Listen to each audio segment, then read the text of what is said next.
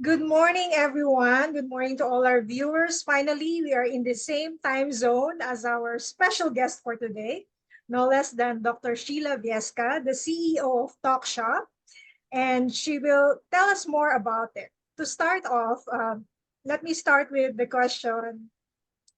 First of all, hello, Sheila. Thank you for your time, for Hi, granting us this Seth. Good to interview. be on your show. And I actually miss you. That's why. That's why this is Oh, it's been a long time. one excuse to get together even online. So I miss all our chat sessions and even our dance sessions in the past. Are you still dancing? Uh, One-on-one, yeah. One on one. Just Wow. whenever I could fit it in. Yes. Yeah. So if you're looking for a life image of a superwoman, this is it. Dr. Sheila who can do everything from family to running her own company business to teaching to dancing to fitness. She does everything. Maybe you can give us some tips on how to do everything and how to balance your time. But let's start with the question. What problem did you experience before starting your career? And why was it such a big deal that you went looking for a solution when you did?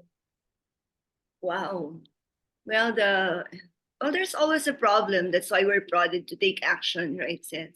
Mhm. So, it's just that at the time we're dealing with a problem, we don't recognize it as an opportunity.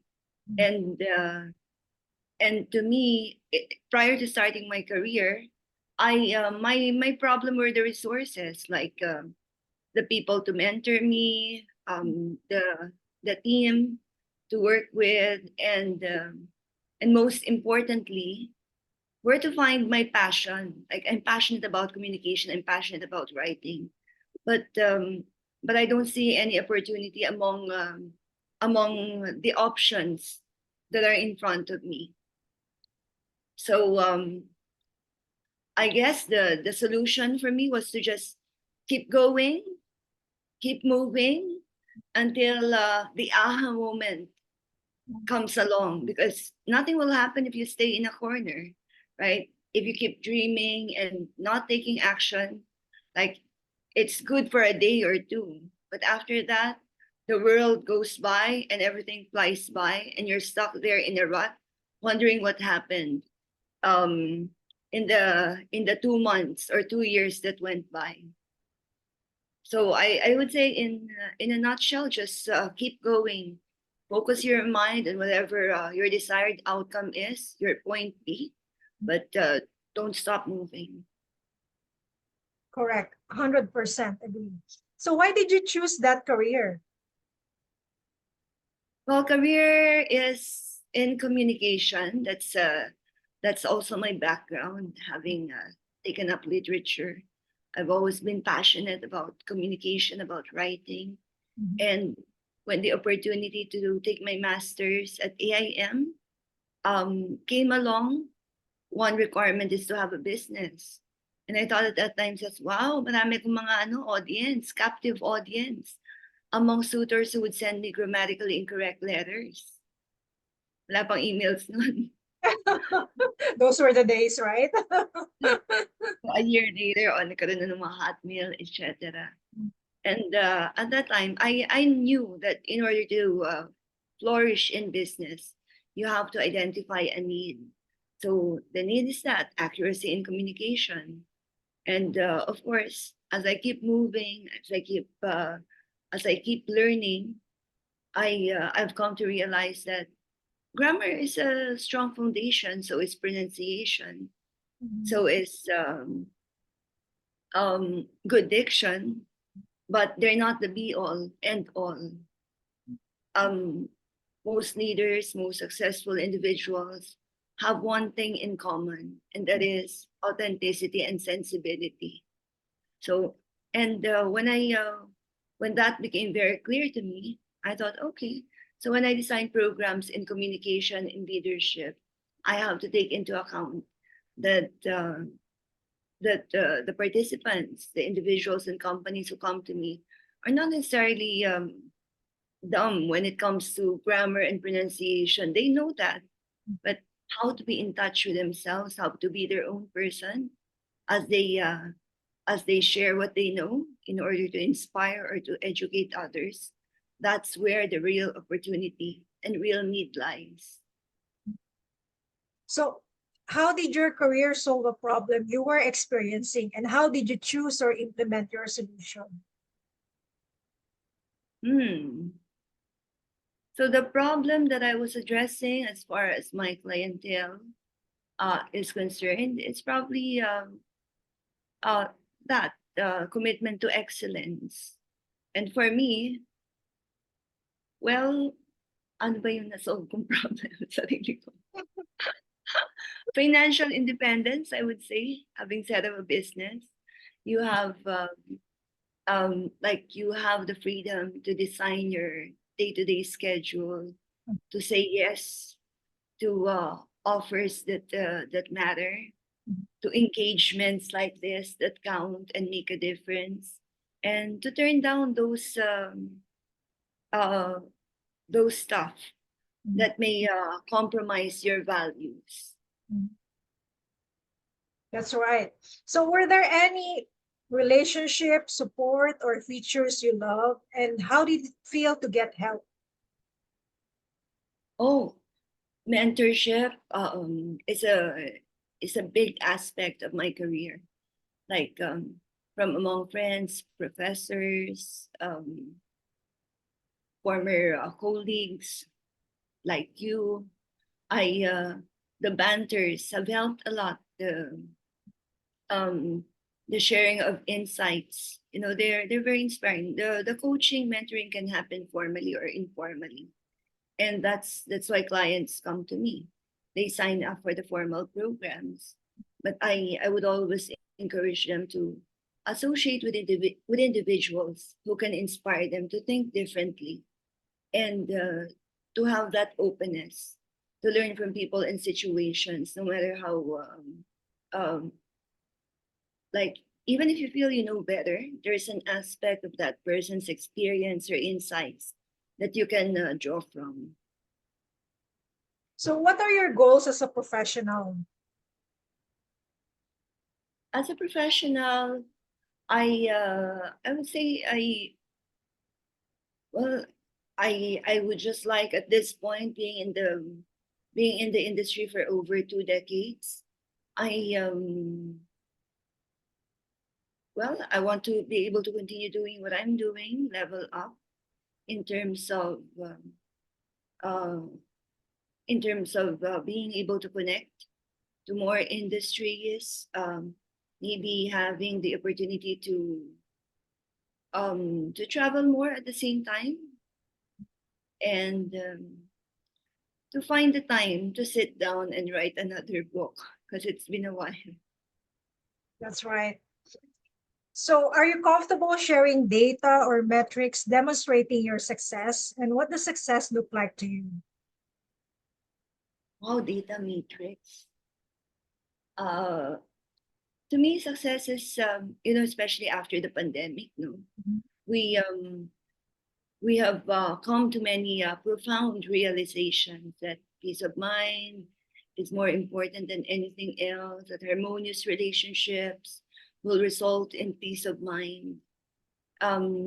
So to me, my metrics, I would say it's that sense of fulfillment, and that at the end of the project, you're more energized, you're more motivated to level up, and you have that constant excitement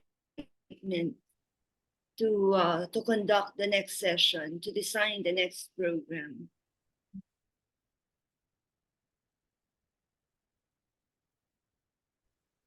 That's right. So, Especially with one challenge now, of course, because of the ayan, nag-pause yata. I was going to say that during the pandemic, most most rates have gone down because everyone was doing it online.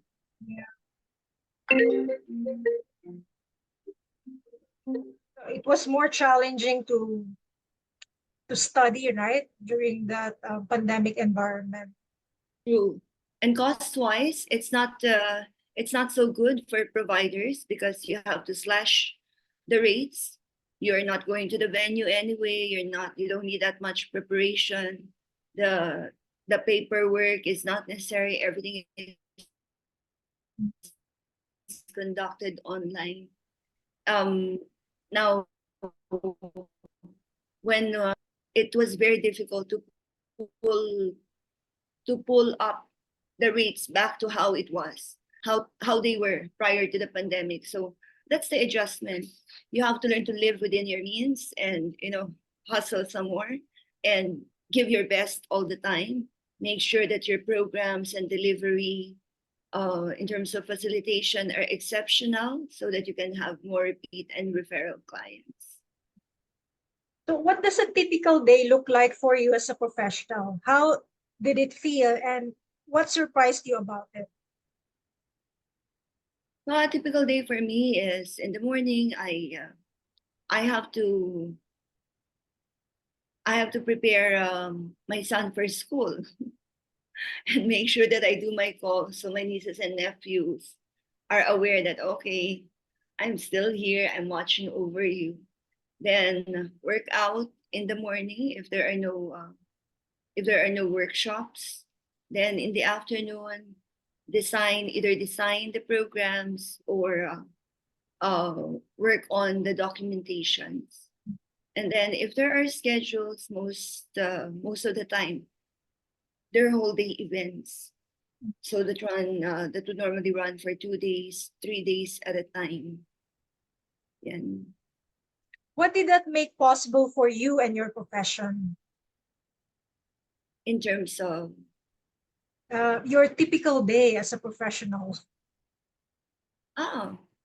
okay, I really love how I'm able to design my schedule and to be in full control of the activities that I choose to fill in the gap, my breaks.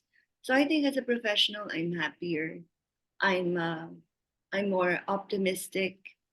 It results in a more pleasant learning environment because naturally, if the trainer or the consultant or the professor is miserable, then no matter how intelligent the person, it will be a drag for the learners. So I make it a point that the delivery and the design and delivery of the programs are not only meaningful but also enjoyable for everyone. And I can attest of that, having had experience personally and for the class that you handled that I organized also in the past at Asian Institute of Management with you as the teacher, the lecturer, the instructor, the trainer. So it was also enjoyable for the students. They can also attest to that. So what words of wisdom have you learned from a family, colleague, friend, or mentor that you can impart to our viewers? And how did it change your life for the better? Wow. Well, through my reading, it's the realization that every master was once upon a time a disaster. That anytime you transplant upon that vision of yourself being successful, at your happiest, in your element, then that's your opportunity to start right now. Don't wait for a year, don't wait for 2 years. Be that person that you envision to be. And from among family members, it's kapit lang, tiwala sa sarili. Because when all else fails, your belief in yourself will most likely save the day. That's nice. So finally, can you go back to your pain points and identify specific fixes or bottom line impacts? Mm. The longer you stay in any profession, the better you get, right? And every once in a while, you come across this thought that, or one, questioning, tumatalino ba ako o sumasalbahe lang?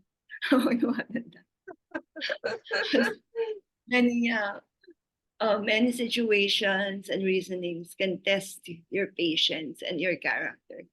So I think those are the pain points. You know, when you make it a point to give your best, and others are not, you feel that others are not exerting that much effort, that can be frustrating. When you choose the right path, and then you see that there are unethical business practices, then you wonder about that. Those are the pain points. Those are the frustrations. And then I internalize and discern, okay, I cannot control other people, I cannot control situations, but definitely I can control my responses, and I have to be responsible.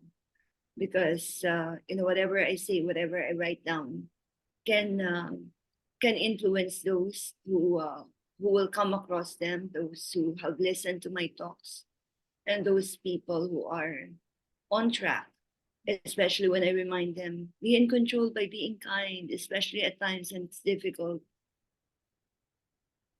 So if our viewers, some of our viewers may be interested to avail of your training program, where can they contact you? Do you have a website or contact details?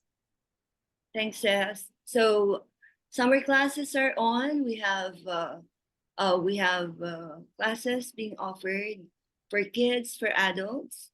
There's an intensive program next week. Our venue now says is at the Rockwell Club, and they can check out the schedules by calling 0917-877-5588 or 0917-894-5588. All courses are listed under on talkshop.ph.